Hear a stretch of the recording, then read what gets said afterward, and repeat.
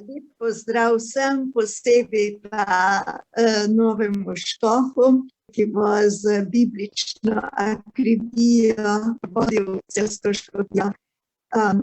Jaz se tudi zahvaljujem, da sem bila povabljena kot pensionistka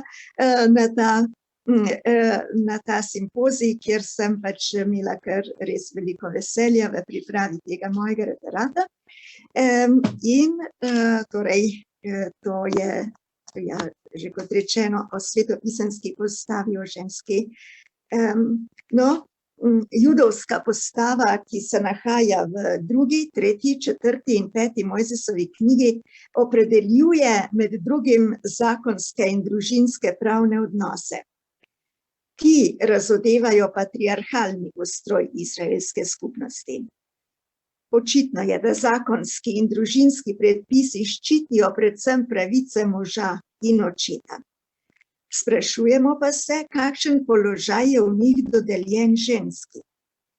Po analizi pravnega razmerja med možem in ženo v judovski postavi ter mestoma v rabinski interpretaciji ugotavljamo, da je ženska oziroma žena imela moškemu oziroma možu podrejen, vendar razmeroma dober pravni položaj. Soočimo ga še z Jezusovo razlago nekaterih zakonov, pri čemer iščemo temelje za njegov pristop v stari in novi zavezi. Verni Izraelci so v postavi videli neprecenljiv dar, izraz Gospodove pravičnosti. Tudi v zakonih, ki so urejali najbolj intimne, vendar družbeno zelo izpostavljene odnose. Zahodni kulturni standardi danes nam te zakone kažejo prej kot krivične, vsaj do žensk in še kakšnih obrobnih skupin.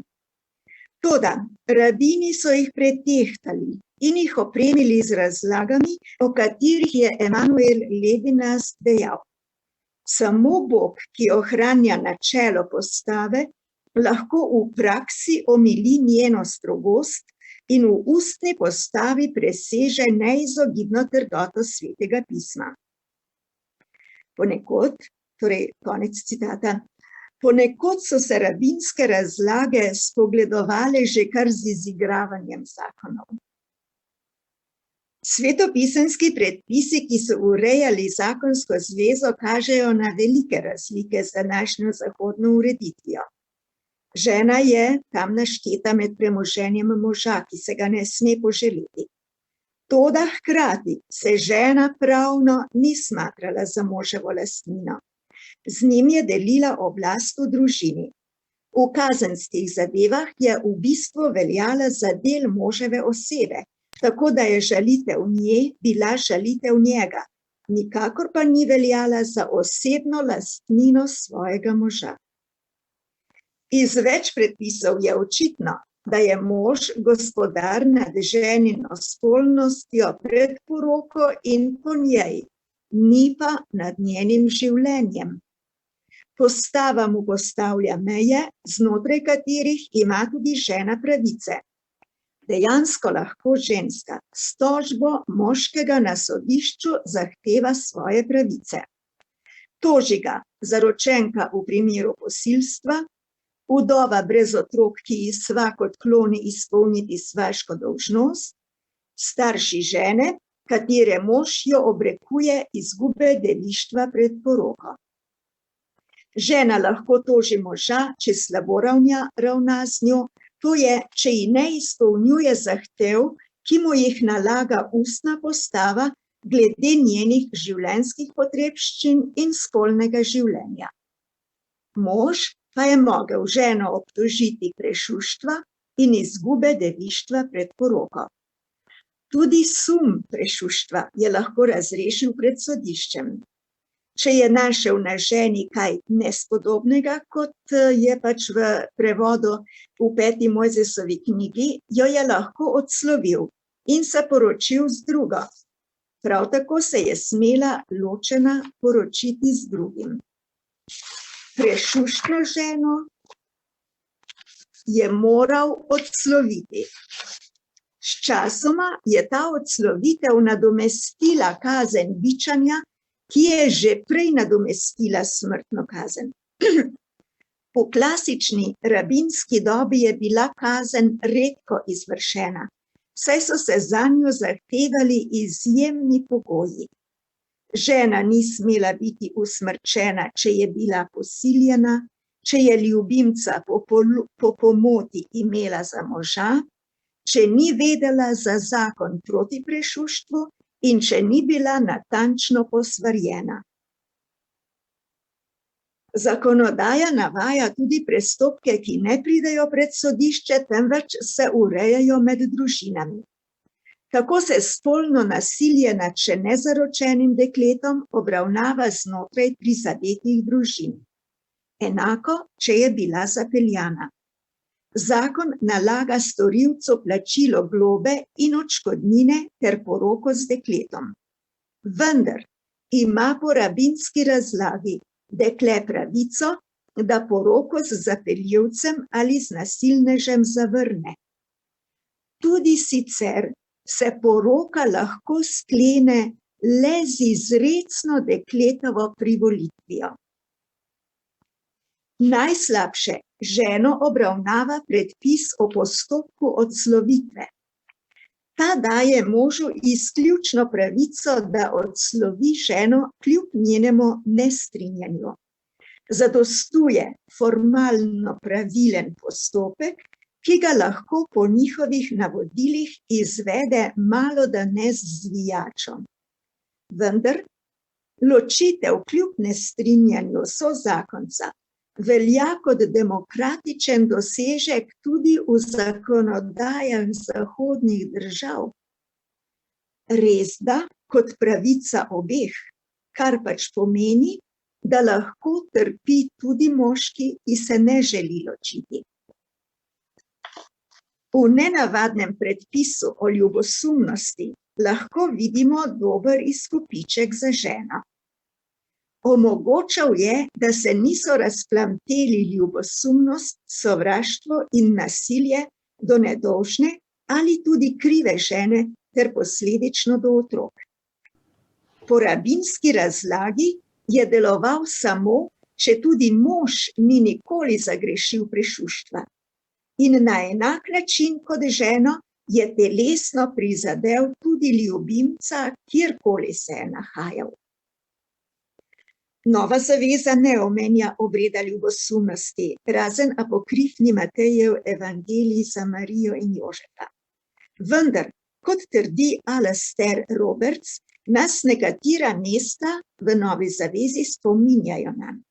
Tako srečanje med Jezusom in Samarijanko ter prizor z ženo zasačeno v prešuštvu. In zakaj nista bili Samarijanka in prešuštnica v obredu ljubosumnosti obsojeni? Jezus izreče sodbo, toda ne obsodbe. Ne vrši vloge duhovnika v obredu, ampak samega Boga. Grešnici odpusti greh. Pavel v pismu Kološanom pravi: odpustil nam je vse grehe in izbrisal zadolžnico, ki se je s svojimi določbami glasila proti nam. 2. poglavje 13-14. Za razliko od 4. Mojzesove knjige, kjer prešuštva osumljena žena spije vodo, tukaj ženin spije čašo, namenjeno prešuštni nevesti, in prevzame vso grenkovo pijače. Jezus je pil grenko vino Božje jeze. Prevzel je nase preizkušnjo in usodo prešuštnega naroda, da so udje njegove neveste osvobojeni obsodbe. Jagnetova nevesta, nebeški Jeruzalem, se tako napaja z živo vodo, ki izvira od prestola Boga in jagneta. To je mogoče zato, ker je ženin izbrisal zadolžnico prekletstev proti prešuštni nevesti v čašo Božje ljubosumnosti in jo izpil do dna. Svetopisemski zakoni obravnavajo tudi, kaj storiti v primeru posilstva in če je dekle zapeljana. Rabini so pri tem dali velik poudarek na poravnavo škode, ki jo s tem utrpi družina. Z izgubo devištva se je dekletova ekonomska vrednost občutno zmanjšala. Njena družina je dobila manjšo odkupnino za nevesto. Rabini so natančno opredelili poravnavo za vsak različen primer. Odškodnino je v največji večini dobil oče kot gospodar in odgovoren za preživljanje družine. Dekletova čustva so bila manj pomembna. Vendar zakoni načelno obravnavajo življenjske situacije, kolikor se morajo meriti. Čustva sodijo v zasebno področje in v domeno drugih ustanov. Postava ima pred očmi moškega tudi v obveznosti, da brat vzame ovdovelo svakinjo brez otrok. S tem hoče ohraniti potomstvo že pokojnemu članu družine. Vendar ima tudi vdova brez otrok od tega zakona veliko korist. Rešijo pred tem, da ne pristane na robu družbe, kjer se nahajajo najbolj ubogi, tujec, sirota in vdova. Podobno ima tudi v primeru poroke z vojno ujetnico zakonodajalec pred očmi izraelskega vojaka, ki mu je všeč zajeta tujka. Zakon poskrbi, da s predpisanim obredom postane članica izraelske skupnosti. Sicer določena za služnjo, je povzdignjena v ženo, ki uživa avtoriteto v izraelski družini. Zakon ukazuje možu, da ne sme z njo ravnati surovo in če se je naveliča, je ne sme prodati kot sužnjo, temveč ji pustiti, da odide, kamor hoče. Tako se lahko tudi vrne k svojim v domovino. Gledano v celoti. Je ženska v izraelski družbi uživala pravno zaščito v mejah patriarhalne družbene ureditve, ki je obvladovala antično vzhodno civilizacijo. V razprave o postavi so rabini občasno povabili tudi Jezusa, oziroma so ga izzvali, saj je nastopal kot učitelj in so ga za takega tudi imeli. Izzival pa jih je tudi sam, če pomislimo samo na njegov govor o novi pravičnosti. Jezus je izhajal iz Mojzesove postave, toda razlagal jo je tako kot nihče drugi. Zato njegovo zakonodajo lahko v resnici imenujemo novo. Nova je, ker je človeku odkril njegovo dostojanstvo, kakršnega dotlej ni poznal v taki luči. V razpravah o družinski zakonodaji je tako moškega kot žensko dvignil na višjo raven. To velja najprej za njegovo gledanje na prešuštvo v Mateju 5. poglavje. Ko obsodi prešuštvo v samem pogledu, osvobaja moškega, da ne reducira ženske na predmet poželenja, temveč v njej gleda osebo. S tem omogoča ženski, da na nov način odkrije samo sebe in lahko razvije neslutene možnosti. Jezus je sprejel izziv farizejev, da se razjasni o vzrokih za odslovitev žene. Prepričani, da lahko mirne duše razpravljajo o njih, so doživeli, da se je Jezus zagnal vanje in jim zrušil trdnjavo moške superiornosti. Z navedkom 2 mest iz poročila o stvarjenju je utemeljil trditev, da sta mož in žena po stvarnikovi volji eno, zato ju ni mogoče ločiti. Kaj je močnejši dokaz za ženino enakopravnost možu, kot trditev, da je z njim eno? Za sklicevanje na Mojzesovo zapoved o ločitvi, ki je bila dejansko le dopustitev, pa je farizejem namenil trdo besedo, da je namreč njihova tako zvana pravica do odslovitve žene trdosrčnost. In iz Mojzesove postave so vedeli, kako Gospod sovraži trdosrčnost. Tako se je Jezus z orožjem Božje besede viteško postavil v bran ženski. Jezus je vzpostavil zakonsko zvezo v izvirnem Božjem načrtu. Kdo bi mogel zanikati, da njegova obnovitev nerazvezljivosti zakona ni velikanska pridobitev, tako za moškega kot za žensko. Če zakonca lahko mimogrede razdreta zvezo in vzpostavita novo, bosta verjetno to storila, ko bosta naletela na težave ali na veličanost. Toda to se bo morda spet in spet ponovilo. Če pa zakon velja za trdno zvezo, da, za neločljivo, bosta vložila vse sile, da ga obvarujeta, negujeta, krepita. In ko si bosta za to prizadevala, se bo njuna ljubezen spreminjala v ogenj, ki jo bo grel. Če se izkaže, da je že ob sklenitvi zakona manjkalo nekaj bistvenega, se zakonska zveza mora razglasiti za neobstoječo.